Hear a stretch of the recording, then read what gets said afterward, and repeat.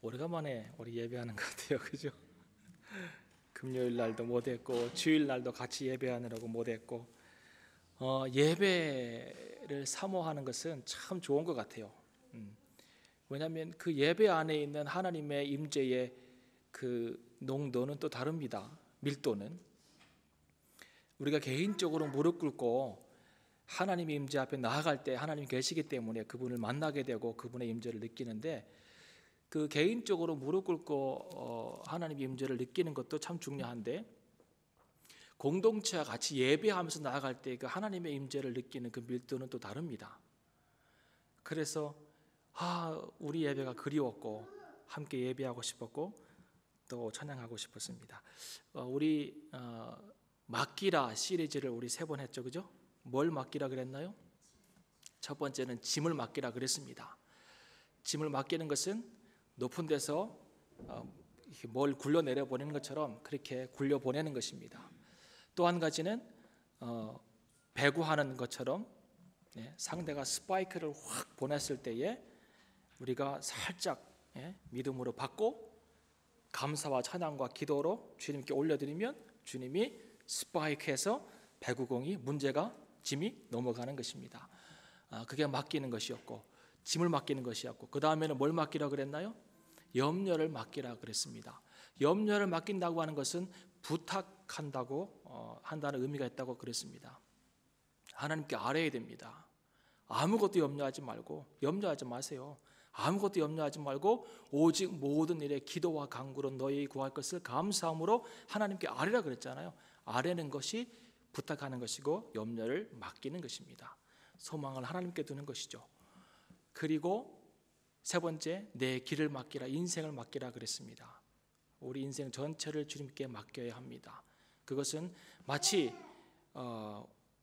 우리의 인생을 주님께서 운전해 가시도록 우리의 인생의 운전대를 주님께 맡기는 것과 같다고 말씀드렸습니다. 왜 이 맡기라를 또 이렇게 반복하냐면, 오늘 우리가 듣는 말씀은 맡기라 시리즈의 결론 같은 말씀입니다. 이 시편 23편 얼마나 많이 말씀 들었고 또 암송합니까? 그런데 맡기라 시리즈를 준비하고 기도하면서 제 안에 뭔가 풀리지 않는 그런 문제가 하나 있었습니다. 제 마음속에 하나님께서 함께 하시면 부족함이 없다고 했는데, 그 부족함이 없다는 것이 도대체 무슨 의미인가? 우리가 맡기고 염려를 맡기고 짐을 맡기고 인생을 맡기고 주님과 함께 걸어간다면 정말 부족한 것이 없는 것일까에 대한 질문이 생겼고, 거기에 대한 해답을 찾아야 되겠다 생각을 했고 고민을 했습니다.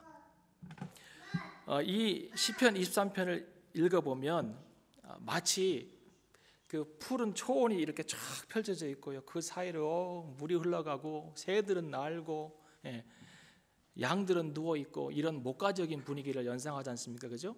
근데 실제로 다윗이 이 시를 썼을 때는요, 그런 목가적인 분위기에 있지 않았습니다.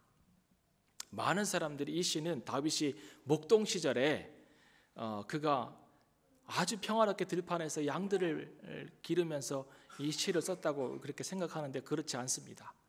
그리고 이스라엘의 그 초장은요, 푸른 초장이 결코 아니에요. 그 목자들이 양들을 데리고 이동하는 초장은 1년에 한 2-3개월 정도만 풀이 나 있는 광야 같은 곳입니다. 그런 곳들을 찾아다니는 거예요.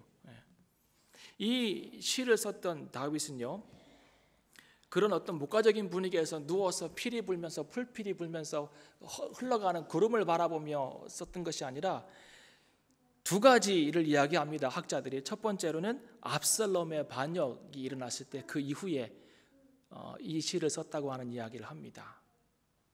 그리고 또 한 가지는 사울에게 막 정말 경황 없이 쫓기는 상황 속에서 이 시를 썼다고 이야기합니다. 그러니까 결코 편안한 자리에서 모든 것이 만족된 자리에서 쓴 시가 아니라는 것이죠. 이스라엘의 두 번째 왕이었던 다윗은요, 영광과 치욕을 교차하는 그런 온갖 어려움 세월들을 보냈습니다. 그의 삶은 참 드라마틱한 것 같아요. 그죠? 목동이었습니다. 비천한 목동이었습니다. 사실은 목동은 알아주지 않는 직업이었어요. 그때 당시에. 지금도 그렇죠. 그러니까 사실은 어떻게 보면 알아주지 않는 목동을 하나님께 비유했다는 것은 좀 이상한 이야기이기도 합니다. 어떻게 보면 목동은 천한 직업이었고 비천한 직업이었고, 그런 비천한 직업을 가진 사람을 하나님과 비교한다는 것 자체가 웃기지 않습니까? 그죠? 그럼에도 불구하고 다윗은 하나님은 목자이시라고 고백을 합니다. 비천한 목동 출신이었습니다. 그런데 그가 또 거룩한 하나님의 왕이 되었습니다. 파란만장한 삶을 살았습니다. 그는 수많은 세월을 도피와 방랑의 수많은 세월을 도피와 방랑에 보내야 했습니다. 그런 삶을 살면서도 하나님이 목자 되어 주시기 때문에 부족함이 없습니다 라고 하는 고백을 합니다. 다윗의 이런 믿음이 좀 부럽지 않습니까? 그죠? 수많은 역경과 아픔과 어려움을 겪고 난 이후에도 자기 삶에 부족함이 없었다라고 고백을 합니다. 좋은 환경에 살면서 매일 무엇인가 부족함을 느끼는 우리의 삶과 너무 다릅니다. 그리고 무엇인가 부족함이 느껴질 때 그것을 간절히 채워지기 원하는 그 욕구 중심적인 삶을 살고 있는 우리의 삶과 이 다윗의 고백은 다릅니다. 어떤 사람이 이런 얘기했습니다. 현대인들은 욕구 불만이라고 하는 감옥에 산다. 그 말이 틀린 것 같지 않아요. 늘 무언가 채우기를 원하고 살고 있습니다. 다윗이 말하는 부족함이 없는 삶을 사는 비결은 무엇일까요? 부족함이 없다는 말의 의미가 무엇이겠습니까? 정말 부족함이 없어서 부족함이 없다고 고백한 것일까요? 네. 영어 성경에 보니까 이런 표현들이 있습니다. The Lord is my shepherd. 주님은 나의 목자이시기 때문에 I lack nothing. 진짜 문자 그대로 나는 아무것도 부족함이 없다는 것이죠. I lack nothing. 또 다른 번역에 보면 I shall not be in want라고 나와 있습니다. I shall not be in want. 더 이상 나는 원하는 것이 없다 이 말이죠. The Lord is my shepherd. I shall not be in want. 그런데 거기에서 한 단계 더 발전해 가지고 더 좋은 번역이 있는 것을 보았습니다. The Lord is my shepherd. I have all that I need. I have all that I need. 나는 주님께서 나의 목자 되어 주시기 때문에 내가 필요한 모든 것을 나는 가졌다는 것입니다. 이것이 자기 삶 가운데 부족함이 없다는 것의 첫 번째 의미입니다. I have all that I need. 내가 필요한 모든 것을 이미 나는 가졌다는 거예요. 하나님께서 나의 목자 되어 주시기 때문에. 이 말이 뭡니까? 나는 만족한다는 거예요. 나는 현재 내 삶에 만족한다는 거예요. 왜요? 모든 삶의 조건들이 만족되어서 충족되어서? 아니요. 하나님께서 나의 목자가 되어주시기 때문에 나는 이미 필요한 모든 것들을 가졌다는 것입니다. 이 말이 뭡니까? 다른 표현으로 말하면 여호와는 나의 목자이시기 때문에 나는 내 삶의 조건과 나의 소유에 상관없이 나는 오늘 행복합니다. 이 말입니다. 여러분 행복하십니까? 성도는 행복해야 됩니다. 신앙생활 행복하게 해야 되고 하나님 아는 것이, 찬양하는 것이, 그의 임재 앞에 나아가는 것이 행복해야 돼요. 아이고 목사님이 왜 또 100일 성경 읽기를 하자고 해가지고 그러지 않아도 시간이 없는데 드라마는 3시간씩 보면서 무슨 시간이 없어요. 하나님 때문에 행복해야 돼요. 그의 임재 앞에 나아가는 것, 그를 찬양하는 것, 아니 그가 나의 목자 되신 그 사실 때문에 우리는 행복할 수 있어야 됩니다. 여러분의 행복은 절대 속으면 안 됩니다. 세상의 가치관에 행복은 소유의 넉넉함에 절대 있지 않습니다. 세상의 가치관에 물들어 있던 우리가 예수님 믿고 그 가치관이 바뀌었으면 이제 세상의 가치관들은 내려놓아야 하는데 예수님 믿는 것과 세상의 가치관들이 같이 버무려져 있으니까 이게 아직도 짬뽕되어 있으니까 신앙생활이 힘든 것입니다. 세상에서 형성된 가치관을 내려놓는 것이 새로운 피조물 되었다고 하는 것의 의미입니다. 누구든지 그리스도 안에 있으면 새로운 피조물이라. 이전 것은 지나갔으니 보라 새 것이 되었도다. 이전 것이 뭐예요? 이전 것이 뭐예요? 우리가 세상에서 문화와 교육 속에서 받았던 그 가치관 교육이 이전 것입니다. 뭐예요? 소유의 행복의 조건을 놓는 것이 우리가 가졌던 이전 것의 대명사입니다. 예수님 안에 있어서 새로운 피조물이 되었다고 하는 것은 이전에 내가 가졌던 가치관들을 내려놓고 새로운 가치관을 갖는 것 아닙니까? 이전의 가치관은 뭡니까? 눈에 보이는 것, 만져지는 것, 화려한 것, 좋은 것, 높은 것, 많은 것이 우리의 인생의 목표였습니다. 새로운 피조물이 되어서는 보이지 않는 것에 대한 가치를 크게 두는 것입니다. 하나님, 천국, 그의 나라, 그의 의가 더 중요하게 되는 것입니다. 행복은 소유에 논하함이 있지 않습니다. 소유는 우리로 하여금 더 많은 소유욕을 불러일으킵니다. 소유는 행복은 좋은 환경에 있지 않습니다. 행복의 조건은 좋은 환경에 놓여 있지 않다 이 말입니다. 실제로 행복 지수를 조사해 보면 서구 사람들이 가장 행복해야 돼요. 얼마나 좋아요. 영국 사는 게. 프랑스를 가보세요. 오스트리아를 가보세요. 자연이 얼마나 좋아요. 삶의 조건은 얼마나 풍성해요. 없다고 한들 테이블에 다 음식 있잖아요. 없다고 한들 입을 옷은 입고 집은 있잖아요.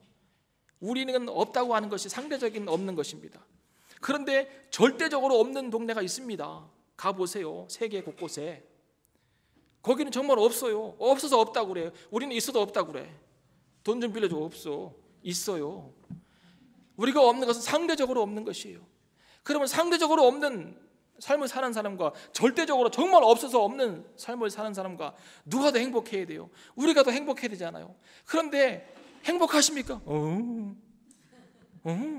행복하지 않아요. 왜요? 행복은 삶의 조건에 환경에 놓여 있지 않은 것 같습니다. 행복은요, 나는 행복합니다. 나는 행복합니다. 그런데 행복해진 것도 아니에요. 행복하다가 자꾸 세뇌시켜서 우리가 심리적인 자아도취를 경험할 때 행복해진다고요? 절대 그것은 그렇지 않습니다. 행복 전도사라는 사람 아세요? 최효종 얘기하는 거 아니에요. 그 이전에 어떤 분이 계셨어요. 여자분 기억나세요? 최윤희라고 하는 분이에요.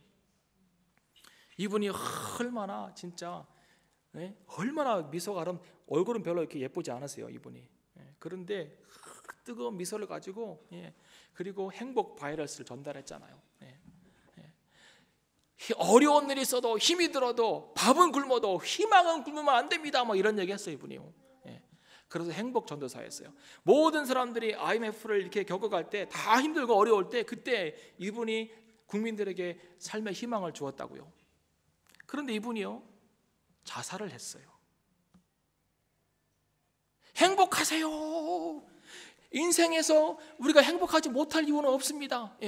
이분이 뭐라고 얘기했냐면 못생긴 거, 가난한 거, 무식한 거 죄가 아닙니다. 그랬어요. 못생긴 거 죄가 아니라는 거예요. 무식한 거 죄가 아니고, 그리고 가난한 거 죄가 아니라는 거예요. 죄는 딱 한 가지 있다는 거예요. 뭔지 아세요? 열심히 안 사는 거. 열심히 안 사는 게 죄입니다. 열심히 살면 됩니다. 자살을 거꾸로 하면 살자입니다. 삽시다. 많이 자살했어요 그때. 도산하고 막 이렇게 파산해가지고 죽지 마세요. 자살하지 마세요. 자살을 거꾸로 하면 살자입니다. 이렇게 막 희망을 주고 격려했던 사람이 자살했어요. 자기가. 사람들은 그를 행복 전도사라고 불렀고 행복 디자이너라고 불렀습니다. 근데 결국은 엄청난 스트레스와 우울증과 이런 것 때문에 자살을 합니다. 나는 행복하다고 자꾸 자아도취, 심리적인 어떤 그런 행동을 한다고 해서 행복한 것은 아닙니다. 오늘 다윗이 시편에서 기록하고 있는 행복의 조건이 무엇입니까? 행복은 하나님과의 올바른 관계 형성에 있습니다. 틀림없습니다. 하나님과의 올바른 관계가 형성되어 있으면 여기에 행복의 모든 조건이 다 있다는 것입니다. 하나님과의 올바른 관계 형성을 위해서 가장 기본적인 게 뭔지 아십니까? 내가 누구인가라고 하는 자기 정체성을 깨닫는 것입니다. 내가 누구인가를 알아야 합니다. 여기에 시편 23편 1절에 다윗은 자기가 누구인가를 분명히 이야기하고 있습니다. 여호와는 나의 목자시니 내가 부족함이 없으리로다. 이 문장 하나 안에 자기 정체성을 분명히 밝히고 있다고요. 아니 없는데요? 여호와의 정체성만 나와 있는데요? 여호와는 나의 목자라고 하는 그것만 나와 있는데 반대로 해보세요. 그럼 뭔가 나는 여호와가 나의 목자시면 나는 뭐예요? 나는 양이라는 거예요. 나는 양. 하나님과의 올바른 관계 안에서 내가 갖는 정체성이 중요한데 하나님은 목자이시고 나는 양이라는 거예요. 내가 양이라는 것을 분명히 깨닫고 아는 순간부터 인생에 부족함이 없는 행복한 삶이 시작됩니다. 시편 100편에 보면 하나님은 우리를 지으신 자이시요 우리는 그의 백성이요 우리는 그의 기르시는 양이로다라고 이야기했습니다. 다윗은 자기가 하나님의 어린 양이라고 그렇게 묘사합니다. 표현합니다. 이 시를 쓴 시점이 그가 왕이 된 이유라면 이런 고백하고 있는 거예요. 나는 왕이지만, 나는 한 나라를 다스리는 왕이지만 나는 결국 하나님의 양입니다. 나는 왕이지만 양입니다 라고 고백하는 것입니다. 나는 양입니다. 나의 정체성은 왕이 아니라 나는 양입니다 라고 고백하는 것입니다. 목사도 양입니다. 저도 양입니다. 우리 모두는 다 양입니다. 다윗이 왜 자신을 양에 비유하고 하나님 목자라고 고백했을까요? 그것은 그는 목동의 삶을 살던 시절이 있었기 때문에 그 목동의 삶을 사는 그 시절에 양의 특성과 목자의 역할에 대해서 끊임없이 그는 묵상했을 것입니다. 그리고 그는 알고 있습니다. 양이 어떤 동물인지, 그리고 목자는 어떤 역할을 해야 되는지를 그는 분명히 알고 있었습니다. 그러니까 하나님과 자신을 목자와 양의 관계로 표현하고 있는 것입니다. 이 안에서 우리가 얻을 유익은 굉장히 많습니다. 양이 어떤 동물입니까? 양은 약하고 약점이 참 많은 동물이라고 그럽니다.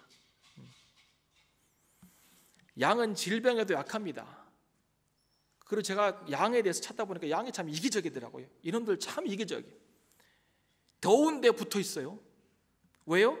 남들 덥게 하려고. 추운데 떨어져 있어요. 왜요? 남들 춥게 하려고. 반대로 살면 얼마나 좋아. 이거 우리예요, 우리. 양을 보면 우리가 나온다니까요. 이제 보세요. 질병에 약해요. 양은 시력이 약해요. 멀리 못 봐요. 1m, 2m 밖에는 못 본답니다. 신기하죠? 그러니까 그 이상의 거리에서 늑대가 쫙 있다가 확 달려와서 물면 물리는 거예요. 아주 vulnerable하죠. 그리고 양은 방향 감각이 없답니다. 자기가 지금 어디로 턴했는지 어디로 가고 있는지 모른다는 거예요. 길을 잃었을 때 집에서 조금만 떨어져도 집을 찾아오지 못합니다. 소도 개도 고양이도 다 찾아오는 거예요, 집을. 근데 양만 못 찾아오는 거예요. 특이하죠? 그러니까 유리하다 방황하다가 구덩이에 빠지면 거기서 못 나오는 거예요. 또 뚱뚱하니까. 그래서 반드시 양은 목자가 찾으러 가야 합니다. 그래서 잃어버린 양 찾아가는 그 비유가 나온 거예요. 양은 어리석고 미련한 동물입니다. 다른 동물에 비해서 지혜롭지도 못합니다. 이런 양 주변에는 항상 이리와 늑대가 있습니다. 막상 사나운 동물들이 공격해도 양은 다리가 짧아서 도망을 못 갑니다. 빨리 뛰어야 되는데 몸은 둔하고 다리가 짧아서 도망 못 갑니다. 그러니까 동물 중에서 제가 오늘 생각해 보니까 동물 중에서 뭔가 하나 주특기가 없는 동물은 양밖에 없어요.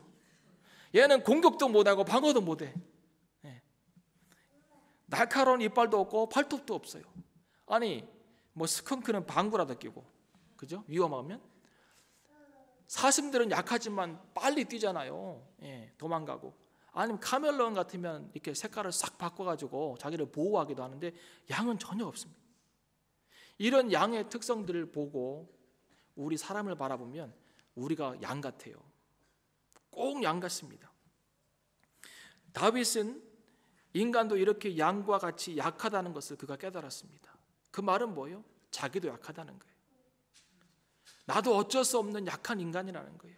그래서 목자가 필요하다는 것입니다. 한치 앞을 못 보는 미련한 양처럼 모든 위험이 우리 앞에 다가와 있어도 그것을 못 느끼는 우리처럼, 무기력한 것처럼, 방향 감각이 없이 그냥 방황하고 헤매고 살아가는 우리처럼, 양처럼 우리도 그렇다는 것입니다. 내일 일을 너희가 알지 못하는도다. 너희 생명이 무엇이냐? 너희는 잠깐 보이다 없어지는 안개니라 그랬습니다. 이것이 우리 인생에 대한 정의입니다. 우리는 내일 일을 알지 못하고 오늘 잠깐 있다 없어지는 안개 같은 인생입니다. 모든 육체는 풀과 같고 그 모든 영광은 풀의 꽃과 같으니 그렇습니다. 이 말이 뭐예요? 성경은 인간을 순식간에 사라지는 안개와 같다고 했고 풀과 같이 약하다고 했고 인간의 부귀 영화 또한 풀의 꽃과 같이 쉽게 시들어버린다고 했습니다. 이것이 인간입니다. 사람도 양처럼 사고에 약하고 질병에 약합니다. 병에도 약하고 무서워하고 두려워하고 사람도 방향 감각을 잃고 살아가는 존재입니다. 그리고 성경이 이렇게 얘기했습니다. 우리는 다 양 같아서 그릇 행하여 자기 제 길로 갔다고 그랬습니다. 이것이 우리입니다. 길을 잃고 유리 방황하는 인생을 보면 양과 똑같습니다. 그러니까 자기를 양에 비유하고 연약하고 부족한 인간이라는 것을 고백하고 있는 것입니다. 행복은 여기에서 출발합니다. 내가 무언가 할 수 있다고 생각하는 그때부터 우리는 행복을 놓아버리는 것입니다. 내가 뭔가 할 수 있다고 하는 순간 하나님은 우리 삶 가운데 크게 역사하지 못합니다. 내가 내 힘으로 뭔가 할 수 있다고 생각하는 그 순간 목자의 역할은 별로 없습니다. 그러니까 다윗이 고백하는 것이 무엇입니까? 나는 양 같아서, 나는 부족해서, 나는 연약해서, 나는 할 수 있는 것이 없어서 여호와 하나님 목자 되어 주셔야 합니다. 그래야 나는 부족한 것이 없고 행복할 수 있습니다. 고백하는 것입니다. 그런데 가끔씩 보면 자신이 양이 아니라 무슨 호랑이나 사자처럼 되는다고 생각하는 사람들이 있습니다. 착각입니다. 내가 나를 보호할 수 있다고 생각합니다. 내가 혼자 사냥할 수 있다고 생각합니다. 아무도 나를 건드릴 수 없고 그리고 아무도 나를 도울 필요도 없다고 생각하는 사람이 있습니다. 위험한 것입니다. 그런 사람에게는 하나님의 자리는 없습니다. 그리고 목자가 할 일도 없습니다. 다윗은 왕이지만 철저하게 자신이 양이라고 고백을 했습니다. 다윗이 우리만 못해서 그런 고백했을까요? 아니잖아요.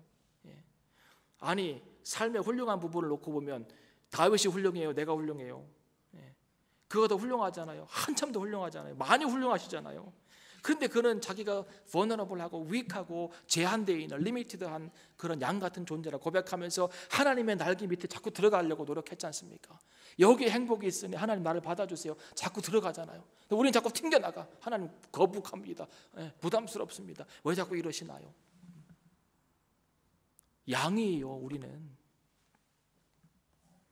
다윗은 골리앗을 때려잡은 용사입니다. 우린 그런 용기 없잖아요.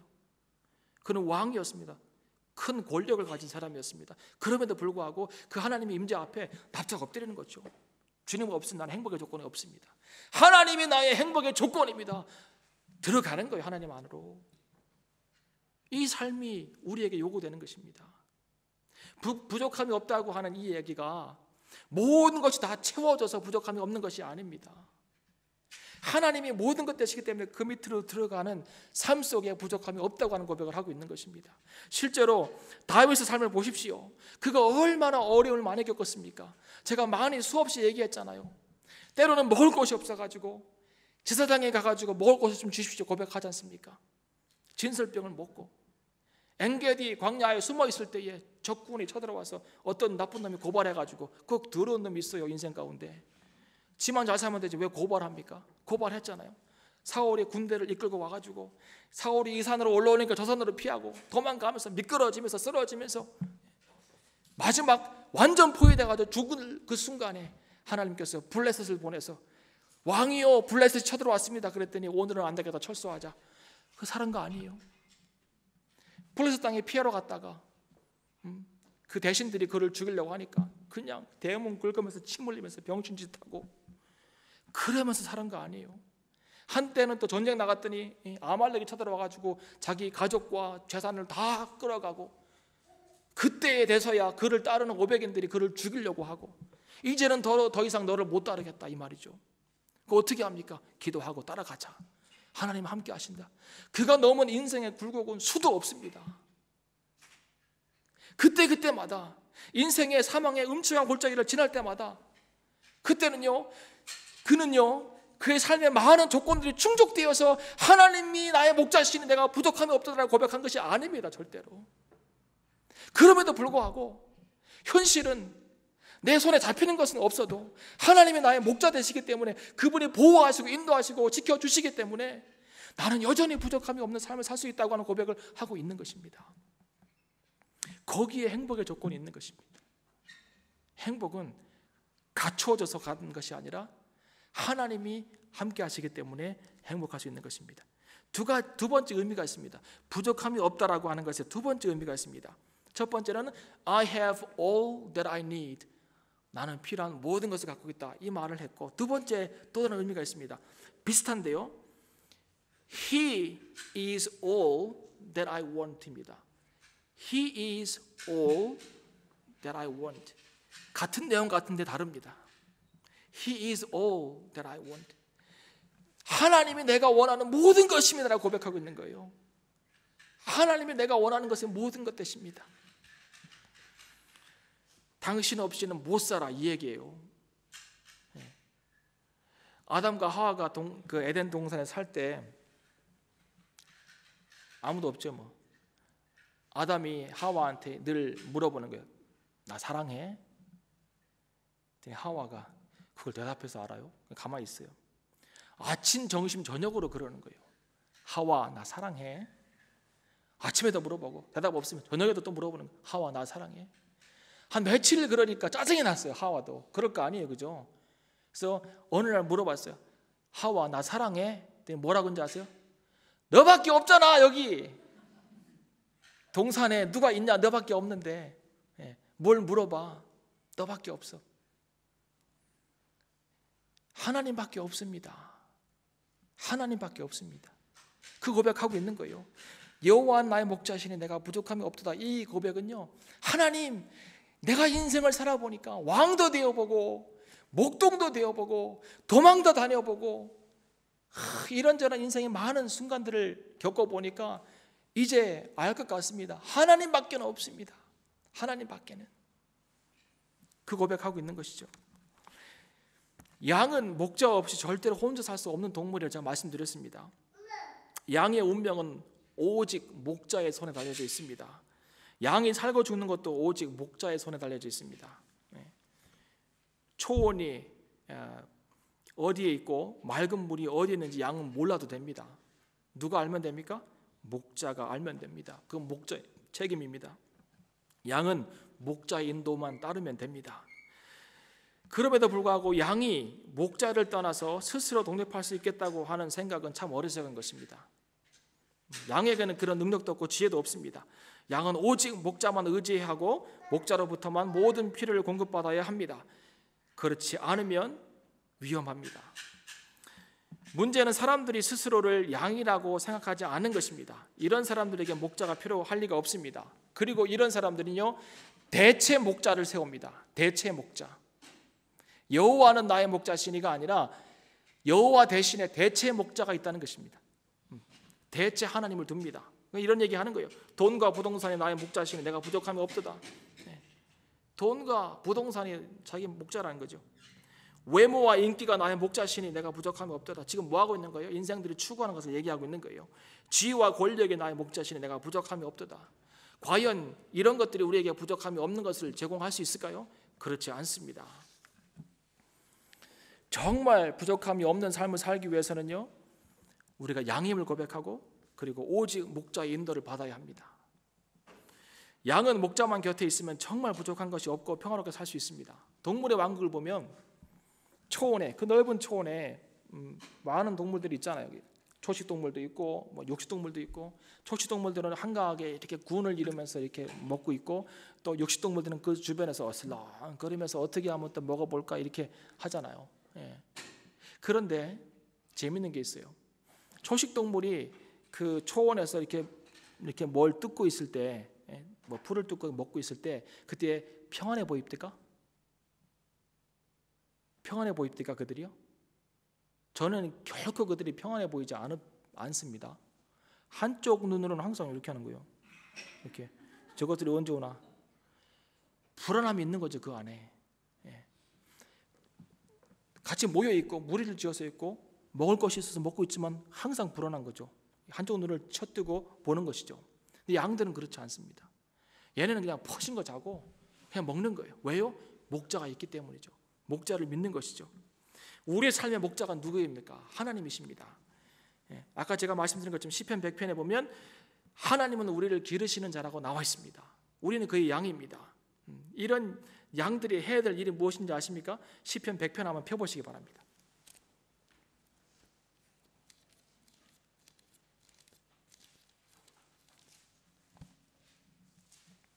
100편 3절을 한번 보시기 바랍니다.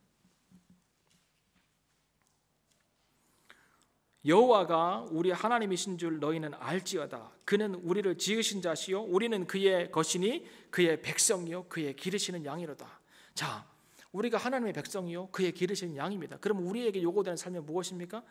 감사함으로 그 문에 들어가며 찬송함으로 그 궁정에 들어가는 것입니다. 감사하고 찬양하는 것입니다. 왜 그래야 합니까? 왜 그래야 합니까? 5절의 핵심입니다. 대저 여호와는 선하시다는 거예요. God is good. He is good. 하나님이 선하시고 그의 인자하심이 영원하고, 이 말은 뭡니까? His love endures forever.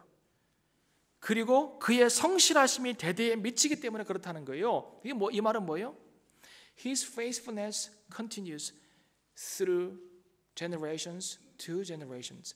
All generations이에요. 그의 성실하심이 대대에 미친다는 거예요. 이 분이 우리의 하나님이시고 이 분이 우리의 목자이십니다. 성경이 뭐라니까? 그의 선하심을 맛보아 알지어다 그랬어요. 양인 우리는 하나님의 선하심과 그의 인자하심과 그의 성실하심을 맛보아 알 수 있어야 됩니다. 시편 23편은 하나님이 얼마나 선하신지, 그의 인자가 얼마나 놀라운지, 그리고 그의 성실이 얼마나 대단한지를 보여주고 있습니다. 시편 23편은 다시 가보시죠.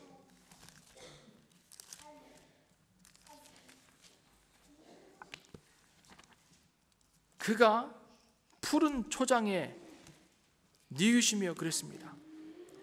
푸른 초장에 뉘우시며 쉴만한 물가로 인도하신도다. 자, 첫 번째 우리의 목자 되시는 하나님의 선하심과 인자하심과 성실하심은 첫 번째 인도함에 있습니다. 인도.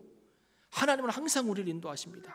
그런데 잘 기억할 게 있습니다. 하나님의 인도하심은 우리를 최고의 자리로 인도하시는 것이 아니라 최선의 장소로 인도합니다. 다릅니다. 최고의 장소와 최선의 장소는 다릅니다. 최고의 장소는 항상 럭셔리하고 우리가 원하는 곳일 것입니다. 근데 하나님의 인도는 우리를 최고의 곳으로 인도하지 않습니다. 우리가 반드시 거쳐가야 하는 최선의 장소로 우리를 인도하십니다. 그러니까 때때로는 물로 들어가기도 하고 때로는 불로 들어가기도 합니다. 그런데 하나님께서 뭐라고 말씀하십니까? 내가 너를 물 가운데서 건지고 불 가운데서 건진다고 그랬습니다. 왜요? 거기를 우리가 통과해야지만 정금같이 나올 수 있기 때문에 그렇습니다. 나의 가는 길을 오직 그가 아시나니 그가 나를 달려나 하시는 왜 내가 정금같이 나오리라. 그 불 속으로 들어가는 것이 최선의 길이기 때문에 우리를 그렇게 인도하시는 것입니다. 이것이 하나님의 선하심과 인자하심과 성실하심입니다. 최고의 장소를 꿈꾸지 마세요. 하나님 나를 오늘도 최선의 장소로 인도해 주십시오. 기도하시기 바랍니다. 그래서 저는 하루의 삶을 살 때에도, 하루의 삶을 마실 때에도 하나님 나를 오늘 주님께서 최선의 장소로 인도하셨습니다라고 고백합니다. 속상한 일이 있어도, 마음 아픈 일이 있어도, 힘든 일이 있어도 오늘 하나님은 나에게 최선의 삶을 허락하셨습니다. 그것이 하나님의 인도하심입니다. 하나님이 나의 목자 되신다는 그 유익은 바로 이것입니다. 인도하심입니다. 인도하심. 두 번째 뭐예요? 보호하심. 때때로 우리는 사망의 음침한 골짜기를 지날 때가 있습니다. 이유는 잘 모를 때가 있습니다. 그럼에도 불구하고 그분은 우리를 지키십니다. 사드락 메삭 아벳느고의 경우를 보십시오. 믿음 지키고 사는 사람에게 왜 이런 어려움이 생깁니까?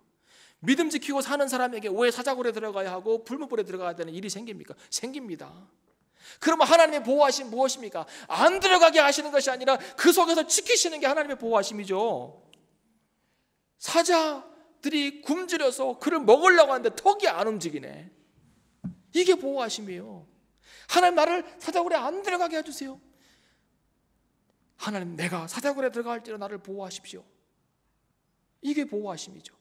하나님께서 다윗을 그렇게 보호하셨다고, 그 인생의 수많은 역경과 어려움 속에서도 그분이 나를 보호하시고 고비를 넘겼다고 하는 고백을 하고 있지 않습니까? 사망의 음침한 골짜기, 보호하심. 세 번째, 승리하심입니다. 승리하게 하심. 승리하게 하심. 종국적으로 하나님은 다윗에게 승리를 주셨습니다. 자, 예수 믿는 자의 특권이 뭘까요? 최후 승리를 누리는 것입니다. 최후 승리. 마지막에 우리는 승리자의 자리에 설 것입니다.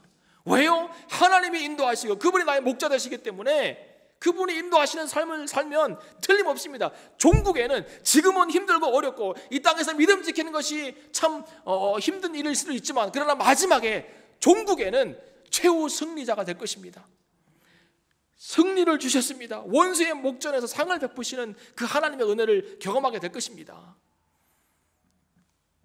최후 승리를 경험합니다. 마지막에 뭐예요? 내 잔이 넘치나이다 고백했습니다. 이 말이 뭘까요? 이 잔은 세상에 있는 어떤 것으로도 채워줄 수 없는 잔입니다. 오직 하나님을 목자로 삼은 자만이 채워지는 것을 경험하는 그런 잔입니다. 그럼 뭘까요? 은혜의 잔입니다. 하나님의 은혜의 잔. 잔이 넘친다는 게 뭘까요? fulfillment입니다. fulfillment. 뭐예요? 하나님의 비전과 하나님의 약속의 성취입니다. 종국에는 하나님께서 우리의 목자 되시기 때문에 우리가 사망의 음침한 골짜기도 지나고 푸른 초장도 지나고 하면서 결국 하나님께서 이루어 가시는 것을 경험하게 될 것입니다. 하나님께서 이루십니다. 너의 길을 맡기라. 그러면 그가 이루시고 그랬습니다.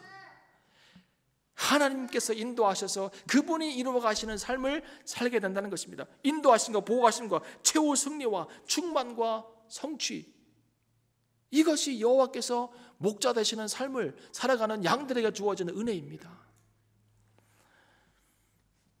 이거면 대체 뭐 필요하십니까? 이거면 된 거 아닙니까? 그죠? 더 부족합니까? 어떤 목사님이 어떤 교회에 헌신예배 예배하러 인도하러 갔습니다. 근데 자기가 이제 미리 보냈잖아요. 설교 제목을 시편 23편이에요. 근데 그 주보를 보니까 제목이 너무 웃겼어요. 자기가 보내준 제목과 달라요. 그래서 분명히 이렇게 보내는데 제목이 뭐라고 주보에 써있냐면, 여호와는 나의 목자시니 그거면 됐지 또 뭐요, 이렇게 써있는 거예요. 그거면 됐지 또 뭐요. 그래서 아니 예배 끝나고 웃겨가지고, 그리고 또 너무 또 제목이 또 은혜가 돼요. 그래서 끝난 다음에 이제 그 통화한 사람과 같이 얘기했습니다. 아니 내가 이렇게 안 보냈는데 왜 이렇게 적었습니까? 그랬더니 목사님 그렇게 얘기하셨는데요, 그러는 거예요. 근데 목사님 약간 퉁명한 사람인가 봐. 목사가 퉁명스러우면 별로 보기 안 좋죠, 그죠? 그런데 하여튼 이 사람이 전화 통화하면서 이제 물어봤겠죠. 목사님 설교 제목이 뭐예요? 그랬더니 여호와 나의 목자시니입니다. 그게 다예요? 그랬더니 퉁명스럽게 그래. 그거면 대체 또 뭐요? 그런 거예요. 그거면 대체 또 뭐요? 근데 그까지 집어넣은 거예요. 여호와는 나의 목자시니 그거면 대체 또 뭐요? 그런데요, 이것만큼 좋은 설교 제목이 있을까요? 여호와는 나의 목자시니 그거면 대체 또 뭐요? 또 뭐가 필요하세요? 벤츠가 필요하세요? 뭐가 필요하세요? 난 필요 없어요. 뭐든지 타고 다니면 됐고, 비가 내리는 데서 살면 됐고, 오늘 입을 옷 있으면 됐고,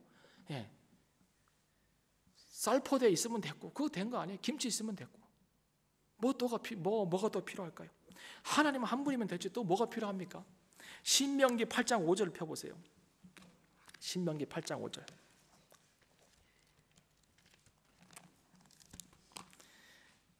신명기 8장 15절입니다. 여기에 이스라엘 백성들이 여행한 광야에 대해서 나옵니다. 너를 인도하여 그 광대하고 위험한 광야. 자, 광야가 어때요? 광대하고 위험하다 그랬어요. 곧 불뱀과 전갈이 있고 물이 없는 간조한 땅을 지나게 하셨고 그랬습니다. 자, 광야가 어떤 곳이라고요?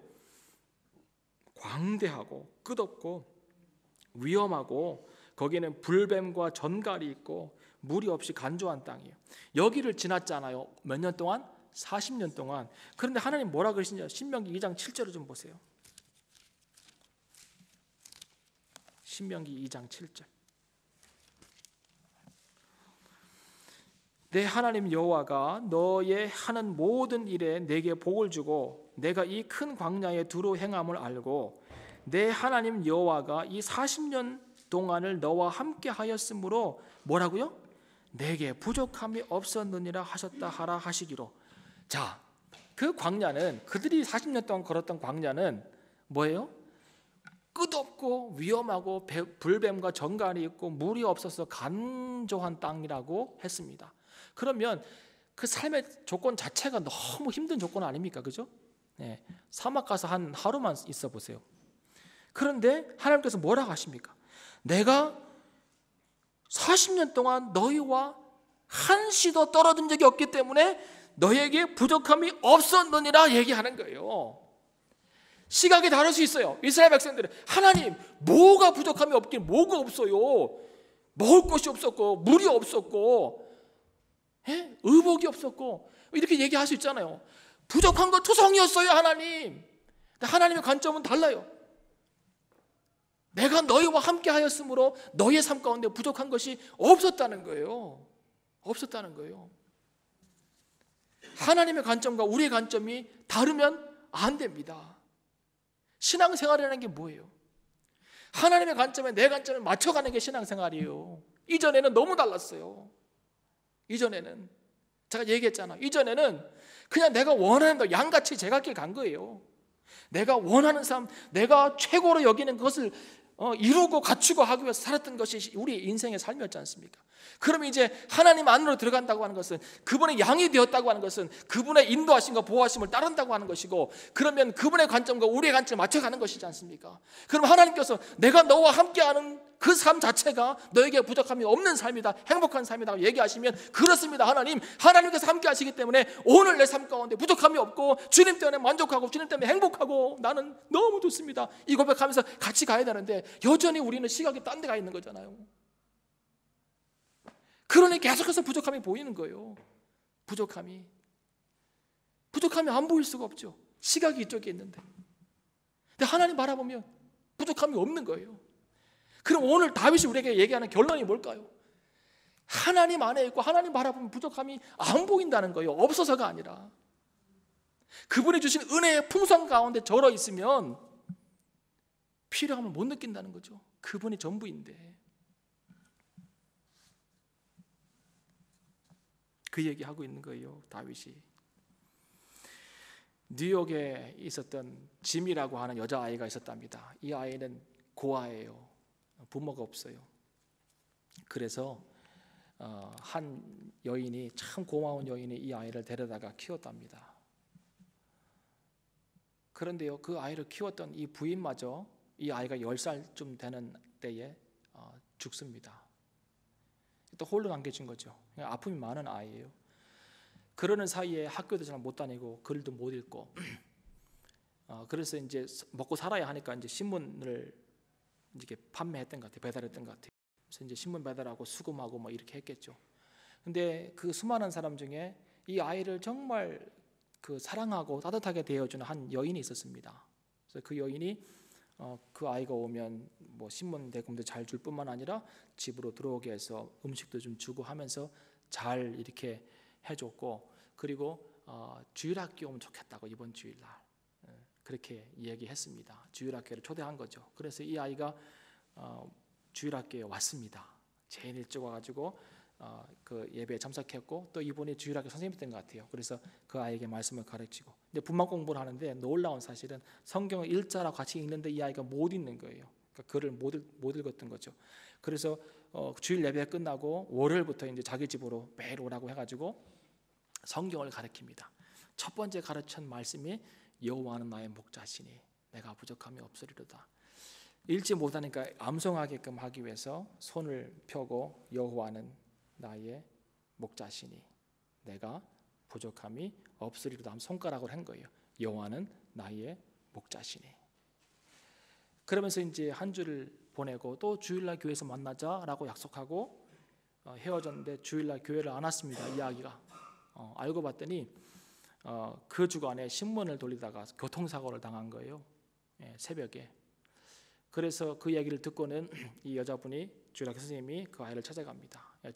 이제 중환자실에 있었어요. 많이 다쳤나 봐요.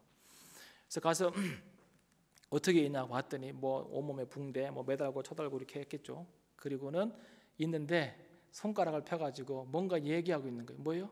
여호와는 나의 목자시니. 이거 하고 있는 거예요. 이거를 그러면서 이제 그 여자분이 오신 것을 알고 이 아이가 얘기합니다. 선생님, 저는요 여호와는 나의 목자시니 이거 중에서 가장 좋은 게요 나예요. 나의. 이 아이는 한 번도 자기 소유를 가져본 적이 없어. 자기 부모도 없었어요. 뭐 자기 집도 없고 아무것도 없어. 이 아이의 삶 속에 소유라는 개념은 없었어. 그런데 어느 한순간에 하나님을 알고 예수 그리스도를 알고 난 다음에 이 아이의 삶 가운데 소유가 생겼어. 나의 하나님, 여호와는 나의 목자라는 거예요. 나의 목자. 잘 보세요. 내가 하나님을 소유하기도 하겠지만 하나님께서 우리를 소유하기도 하십니다. 이게 이제 놀라운 개념이잖아요. 우리가 그분 안에 있고 그분이 우리 안에 있고, 그죠? 이 아이가 하나님이 나의 목자 되신다는 이 개념이 너무 행복해진 거예요. 이 개념 안에서. 그 누구도 나에게 나의 무언가가 되어줄 수 없었는데 하나님이 나의 목자가 되어주신 거예요. 그래서 그래 맞다 지미야 힘내고 선생님 기도할게 내일 또 보자. 내일 갔는데 그 다음날 갔는데 이 아이가요 그만 하늘나라로 갔어요. 근데 간호사가 얘기해 주는 거예요.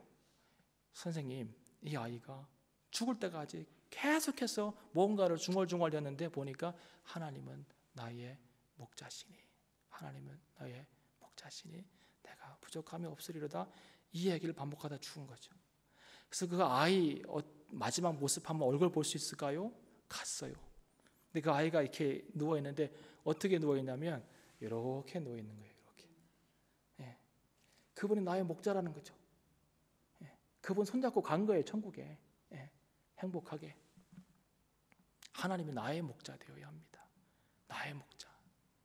나를 도우시고 나를 인도하시고 나를 보호하시고 나로 하여금 승리하게 하시고 나로 하여금 충만하게 하시고 나의 갈 길과 나의 비전과 나의 약속을 채워주시고 이루어주시는 나의 하나님이 되어야 돼요. 나의 하나님. 성경에서 들었던 누구의 하나님? 제발 우리 기도 이렇게 하지 맙시다. 아브라함의 하나님, 야곱의 하나님, 이삭의 하나님.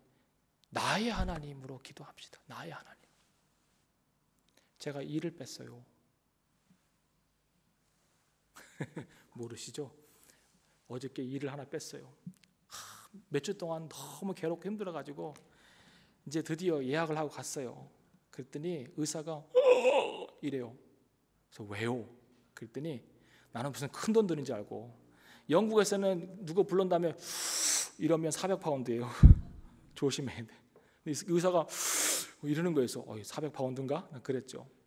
그랬더니 자기는 덴티스트면서 이런 경우를 한 번도 못 봤대요. 뭐냐면 이가 위에서 아래로 쭉 갈라진 거예요. 위에서 아래로 가운데가 쭉 간 거예요.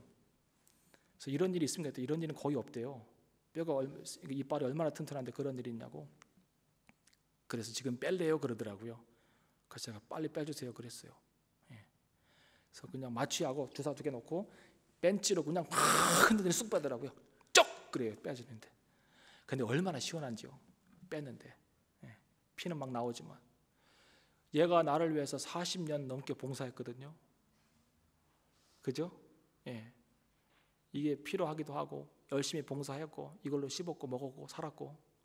근데요 필요 없으면 빼버려야 돼요. 필요 없으면 아무리 과거에 나에게 유익이 됐다고 할지라도 예? 지금 나에게 아픔을 유발하고 통증을 유발하고 그 의사가 지금 안 빼면 바이러스가 들어가면 큰일 납니다. 염증이 생겨서 빼버린 거예요. 그날 미래는 없어요.